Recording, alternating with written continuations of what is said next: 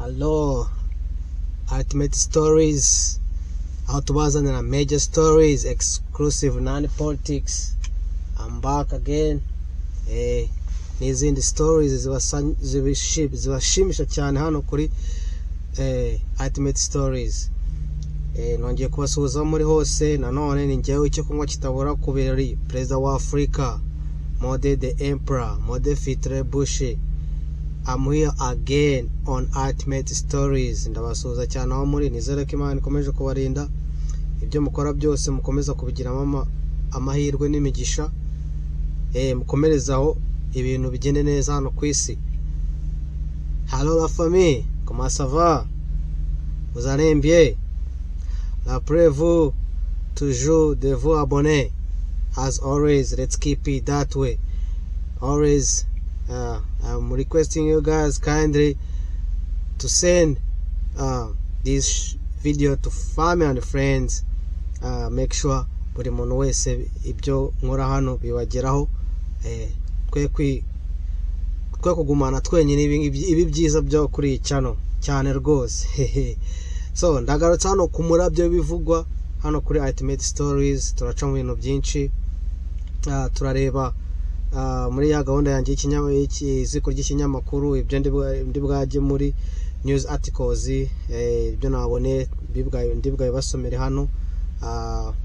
Mukomeze mukurikire iyi episode, muraza kubyumva byose. So uyu munsi turi bwarebe kubivugwa mu murabyo w'ibinyamakuru hano. Turareba ko hari ibibazo bikomeye byuko imodoka yitwa Corvette ikunda kwibwa cyane rwose, n'abasore baba bayiyumvamo ko bayitwara, ugasanga ewana bahise bayinyuraho, bahise bayitwara, bazi uburyo bazifungura, ziba ziparitse ku ma dealership aho bazicuruza. N'imodoka zihenze cyane buri musore yakwifuza gutunga, ariko kubera mu mufuko biba bitahagaze neza, bazicaho bakumva rwose hari ikintu kibafashemo imbere rwose, kikatuma bayiba. So iyi modoka Corvette ni imodoka ikorwa n'uruganda rwitwa GM, cyangwa mu magambo arambuye General Motors. Rukaba ruherereye muri state ya Amerika yitwa Michigan. Is one of the big three in Detroit, Michigan. Muri uriya mujyi rero witwa Michigan harimo company eshatu zikomeye, big three, niko bazivuga, big three in automotive industry, harimo Ford, Chevy and Chrysler. Ariko iyi modoka yitwa Corvette ni modoka nayo ishimisha abantu cyane. Buri muntu wese ubonye uburyo agafashe iyi modoka ayimenamo nawe akayitwara, akagenda wanabyimbye mu muhanda cyane. So iyi modoka yitwa Corvette n'ubushize yigeze kwiba muri leta ya Kentucky, aho hari umugabo cyangwa umusore cyangwa uwo ari we wese yari arimo aragenda nyine, ayicaho arayifungura, kuko ziba zigurishwa, ziba ziparitse ahantu, ariko kubera imodoka ziba zifite na tracking system mo imbere, usanga nyine badashiraho abasekite cyane kugira ngo bazigenzure, ziba ziparitse ku muhanda, umuntu azicaho azibona. So iyi modoka ya Corvette umuntu arayibona kumva rwose yayitwara, ntazapfata yitwaye kabisa, kuko bigaragara cyane. kandi mu abasore bari aho ngaho ubona nyine badahagaze neza ku byerekeye n'umufungo nyine, ku buryo ino modoka ibananira cyane kuyitunga. So bano rero aragenda akayirohamo, akavuga yawana niyo bamfata ariko ntayitwaye. Bino bibaye inshuro ebyiri mu gihe gitoya. Umwaka ushize nko mu kwa karindwi byarabaye, umuntu rwose yinjiramo adafite gahunda yo kwitwara ngo yitware mu rugo iwe tu, just kwitwara yumve ko yayitwaye. Hari n'undi rero uretse kubikora muri California, mu mujyi witwa Los Angeles, n'ubu yaragiye aho iparitse bayigurisha, ashaka kuyitwara rwose. Iyo modoka rero Corvette wayireba kuri internet ukabona uko iteye, urumva ko nawe hari ukuntu yahita igukangamo. nawe wakumva ko ushaka kwitwara tu bara rero ntitubarenganye cyane nabo nakatagerekaho iriya modoka itwarwa n'abajya. So ntabyo rero ku murabyo bivugwa hano, ndi kugenda mbashakira utuntu rwose hano. Rero ndabona ikindi ngiye kubabwiraho ku kintu cyerekeye na marinette perezida w'Ubufaransa yambaye mu nama ziherutse kubera i Burayi, aho yaje yambaye amarinette kabisa, atungura abantu benshi. Abantu babona ko ari umuntu w'amafiyeri, abandi babibona ko ari ibintu bidakuye nk'umuperezida kwambara, kuko ntabwo bimuhesha icyubahiro nka perezida utegeka igihugu gikomeye nka kiriya. Ariko hari abo byashimishije, ahubwo baravuga is a cool guy. Ariko tuve muri ibyo, aya marinette uruganda ruyakora rwo mu Butaliyani, uruganda rutoya rwita iVision Tech, rwashoboye kugira inyungu nyinshi.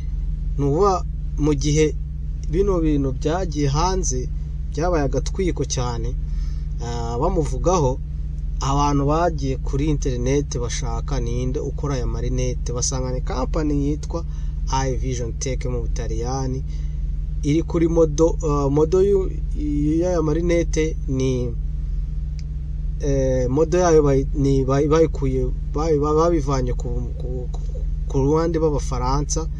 So iyo modo bayita Henry Julian y'aya marinette, ku buryo abantu bayakurikiranye paka bayaguze, kuko sage yaragiye iba nyinshi mu bihe bitoya bacururizamo.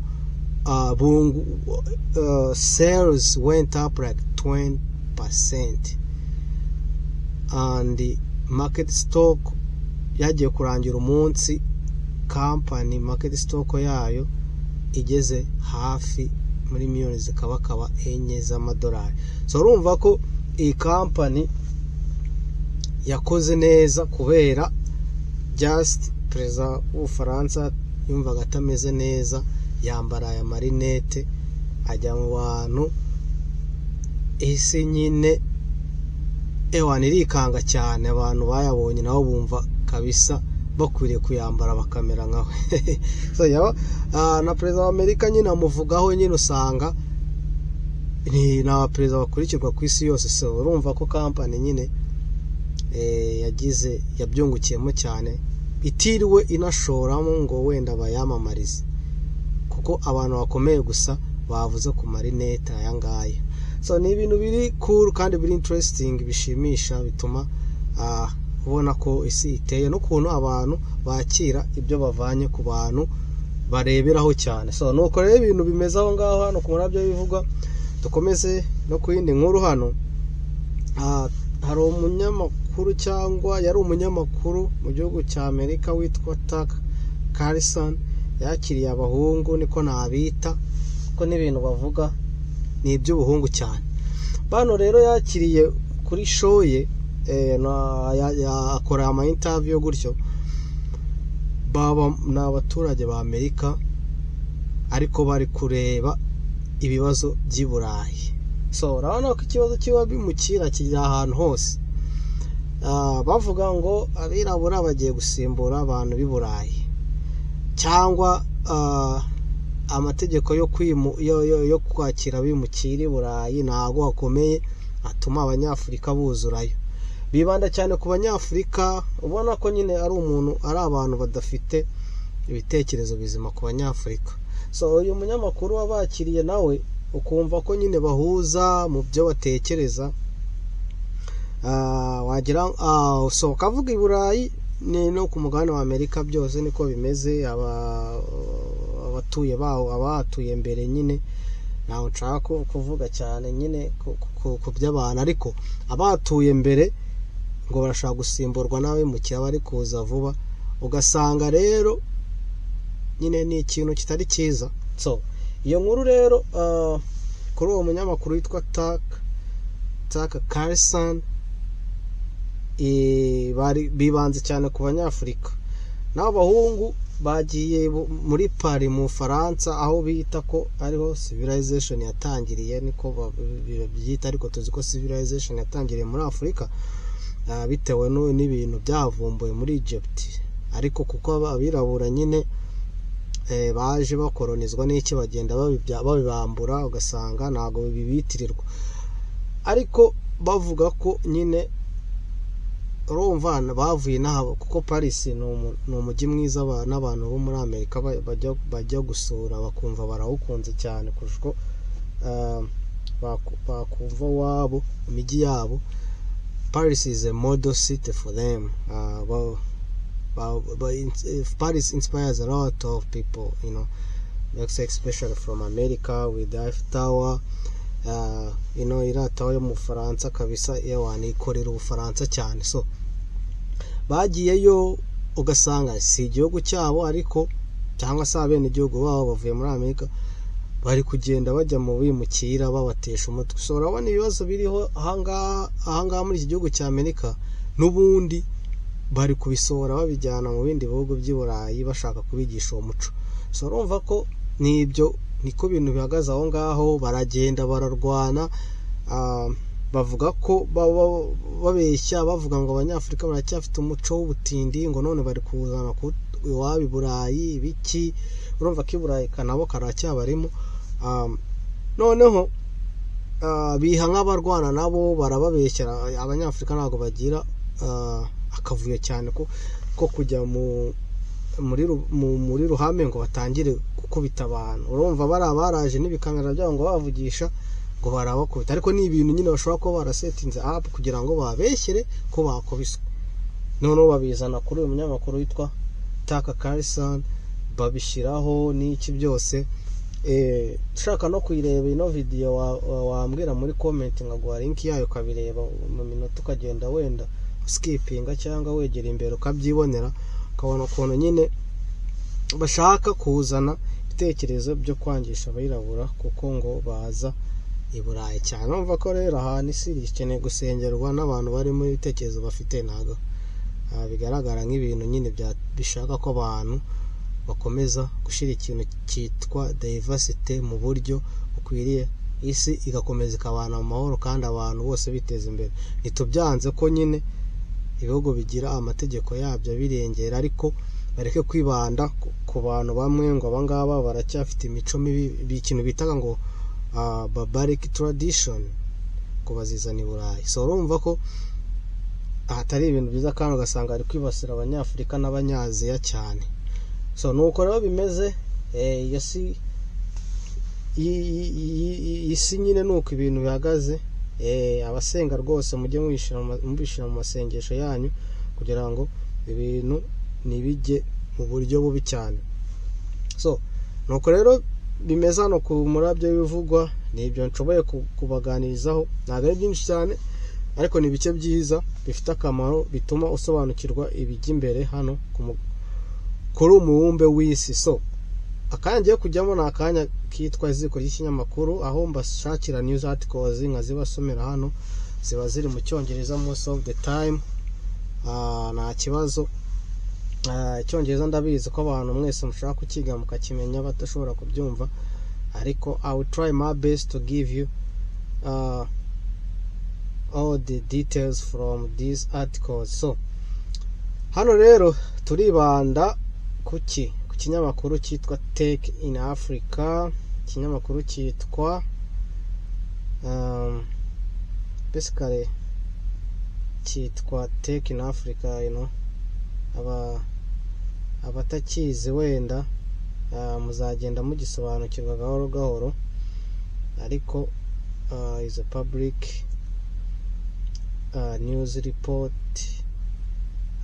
Hano rero bavuze ku iterambere rya tech riri kuba mu Rwanda. Reka njye imbere mbasomere. Rwanda fintech funding boom, why investors are backing Rwanda's next wave of startups. Rwanda's fintech sector is growing fast, with funding jumping 6 times to $38 million in 2023. The government has ambitious goals, attract $200 million in fintech investments by 2029. grow from 75 to 300 fintech companies and increase the sector's GDP contribution from less than 1% in 2024 to 4% by 2029. Two key initiatives are driving this growth. Rwanda Digital Acceleration Program (RDAP), a $200 million program supporting early-stage startups with non-dilutive funding, digital infrastructure, and training for millions of users. Fintech Strategy 2024 to 2029 focused on scaling fintech companies with tax incentives, faster licensing, and partnerships like licensing passporting with Ghana. These programs are already showing results, with startups like Kyoko and Dr. AI securing funding and scaling operations.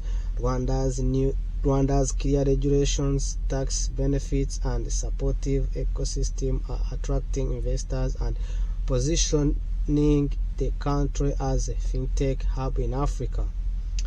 Rwanda Digital Acceleration Program (RDAP) funding structure. The Rwanda Digital Acceleration Program (RDAP) operates with a $200 million budget funded equally by the World Bank and the Asian Infrastructure Investment Bank. Notably, this marks AIIB's first digital acceleration investment in sub-Saharan Africa. The program focuses on two main goals: strengthening entrepreneurship, support organizations such as incubators and accelerators, and directly funding startups. Startup funding follows a structured tiered approach. Early-stage ventures receive seed capital through Hunger Venture Ignite, while scaling companies can access larger grants via Hunger Venture Ignite Plus.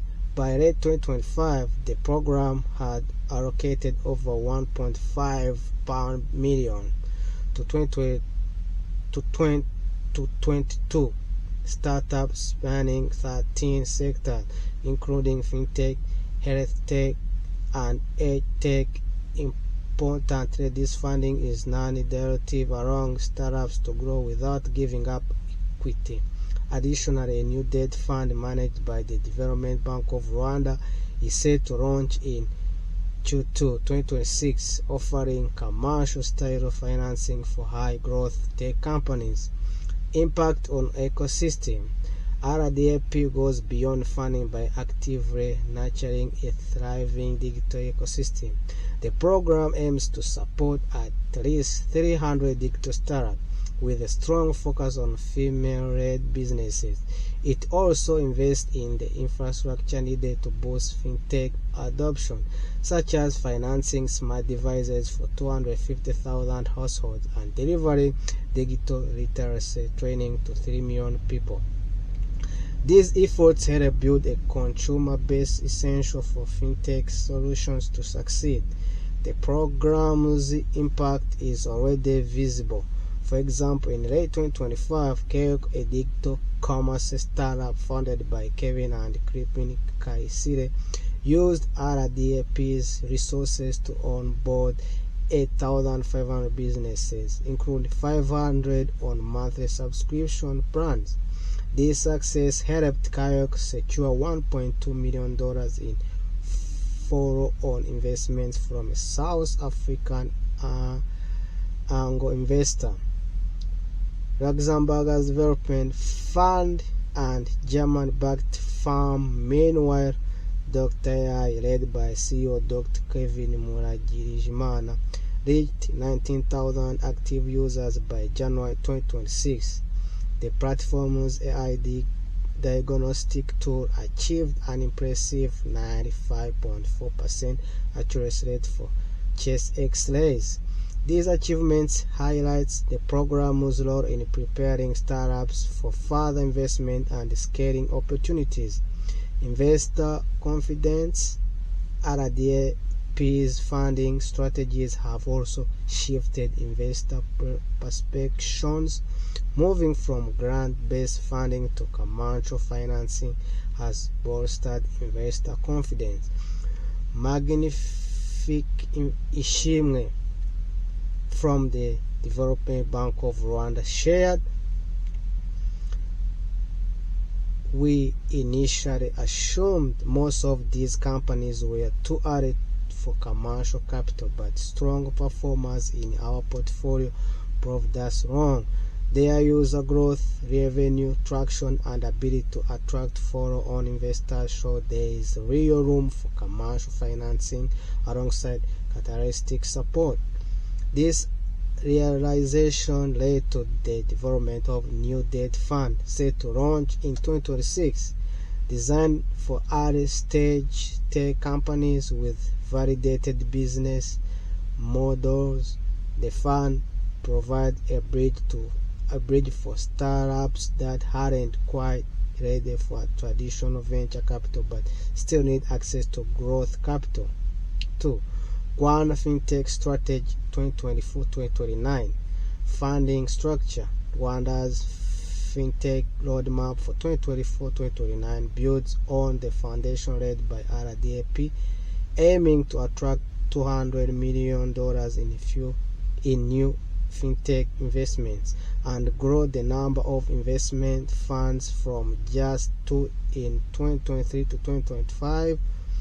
By 2029, this ambitious plan is designed to establish a stronger local base for venture capital and private equity, making it easier for investors to tap into the region's potential. To draw foreign capital, the Kigali International Financial Center (KIFC) offers enticing incentives like 0% tax rates for qualified headquarters and 15% tax rate for key ICT sectors. Additionally, foreign startup founders can benefit from 2-year entrepreneurship visas, further encouraging global participation in Rwanda's fintech ecosystem. Impact on ecosystem. The strategy envisions a transformation of Rwanda's fintech landscape, aiming to grow the sector fourfold, from 75 fintech companies in 2024 to 300 by 2029. This expansion is projected to create 7,500 new jobs and increase the fintech sector's contribution to Rwanda's GDP from less than 1% to 4% by 2029. To support this growth, the government has streamlined the licensing process, cutting approval times to approximately 3 to 4 months. In a major step toward regional integration, the National Bank of Rwanda and the Bank of Ghana signed a memorandum of understanding in February 2025. This agreement enables fintech companies to operate in both markets through license passporting, making Rwanda a strategic gateway for regional expansion. As Jean-Claude Shimimana from Anderson in Rwanda put it, Rwanda is not competing on size, but on agility and strategic positioning, providing a launchpad for fintech planning to conquer the broader African market. Investor confidence. Thanks to these strategic initiatives, investor confidence in Rwanda's fintech sector has grown significantly. The fintech heritage sandbox, launched in 2022, has already supported over 50 companies in testing their solutions. By November 2024, 17 fintech firms were actively using the sandbox to validate their innovations. Rwanda's global standing further reflects